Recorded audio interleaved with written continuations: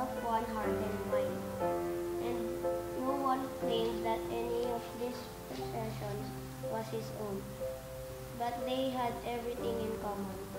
With great power, the apostles bore witness to the resurrection of the Lord Jesus, and great favor was accorded to them all.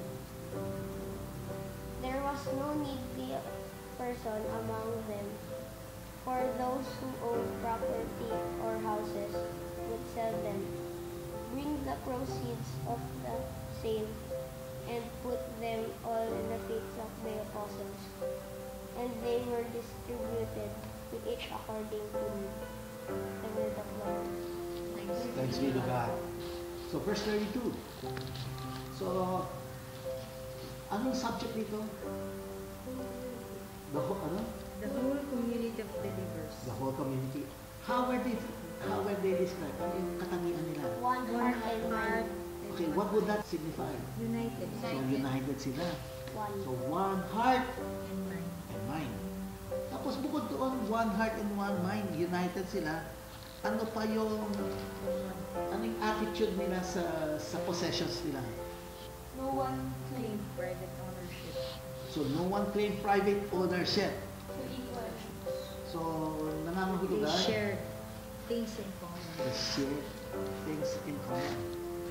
Sinabi dito, they bore witness with power, di ba? Okay. Ito ba yung life nito? Was that witness? Mm-hmm. They own. One heart and one mind.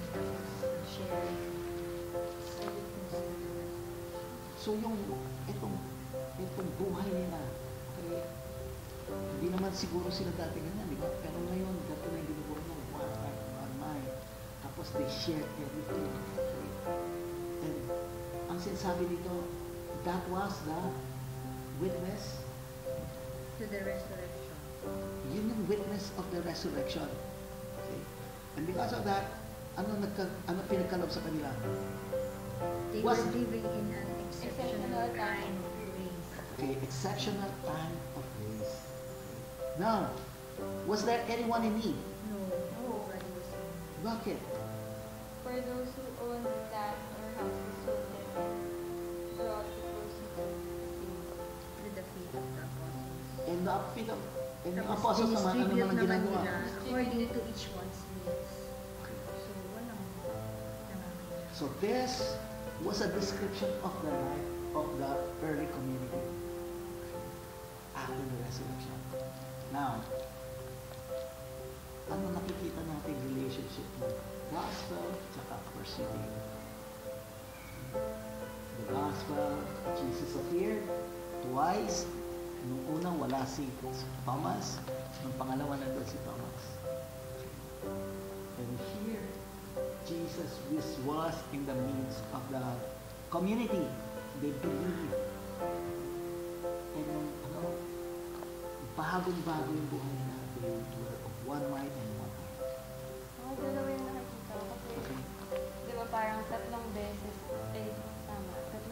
inulit yung peace be with you. Yeah.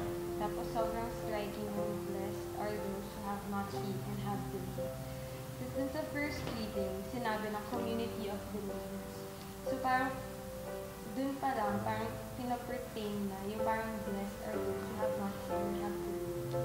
Itong mga believers na to, parang pinapakita nga na they were at peace kasi parang walang nangangailangan sa kanila, pantay-pantay sila ng kalagayan.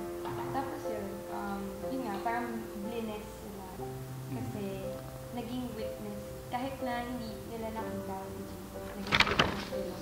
Tapos, yun, in a way,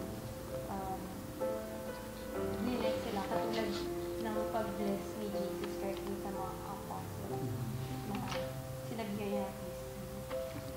So, dalawa yung sinasabi ni Cheska, yung peace be with you, okay?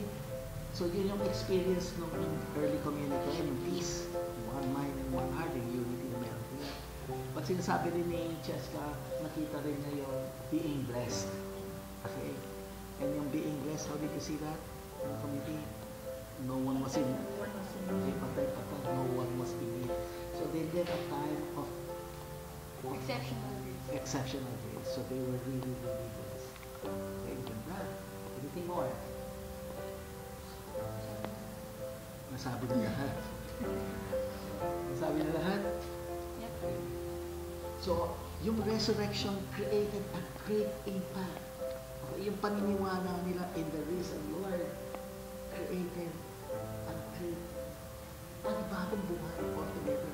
Not only individual lives, but as a community as well. Okay? So, yun yung nakikita natin. So, let's move on.